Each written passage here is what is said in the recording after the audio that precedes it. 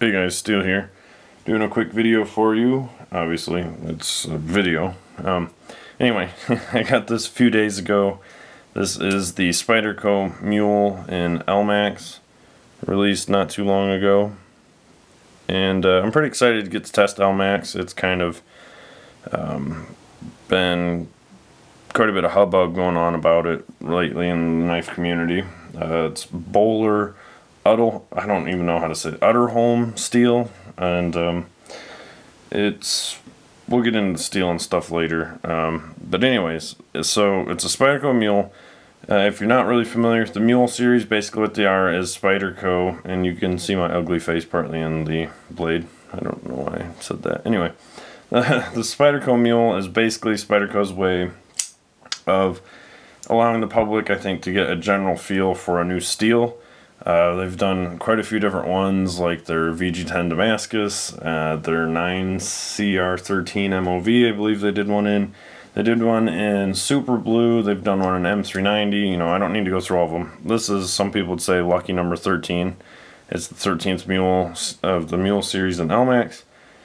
So, basically, people get to take them, they get to get a general consensus, I think, kind of on how they feel about it, and then a lot of times sprints and stuff happen. If I'm not mistaken, like there was the Super Blue Cali, then there was the M390 Paramilitary 2. So now it'll be interesting to see if Spyderco does choose to put the Elmax in a sprint run, and that'd be pretty neat. So far I really like it.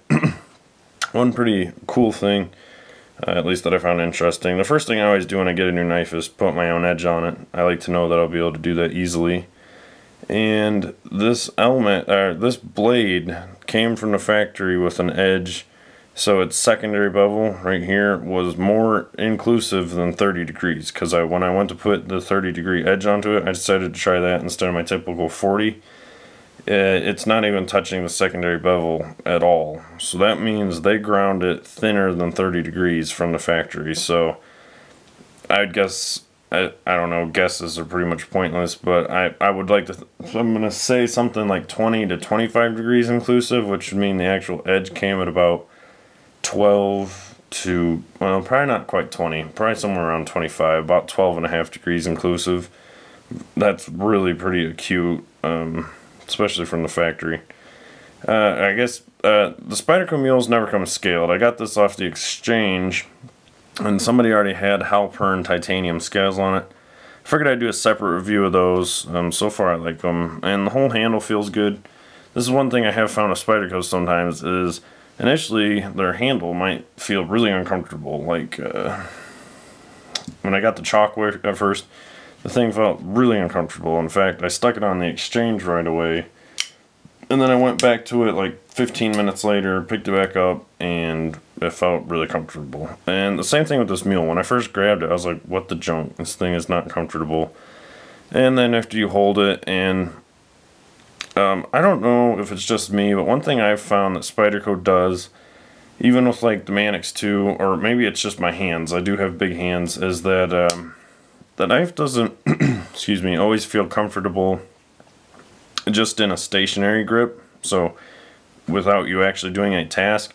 But then when you go to put the knife to a cutting task, it's like the handle totally disappears, and it's like it's part of your hand. I don't know, that's something I found with the Manix 2 for me, and I have a feeling it's going to be the same with this Elmax. I'm going to do some testing videos, so you guys will get to see those, which I'm also going to do one of the CTS XHP Manix.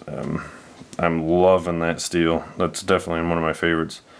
And this Elmax is really, it's sharpened up crazy easy, and it's hair whittling right now, or was. So yeah, this is going to be my carry knife too. I'm getting a sheath done, and I'm pretty excited. So yeah, there'll be some future videos on this, and the next video I'm going to upload after this is just going to be some fun ways to kind of test knife sharpness for the heck of it, aside from like hair whittling edges and stuff. So thanks for watching, guys, and I'll catch you later.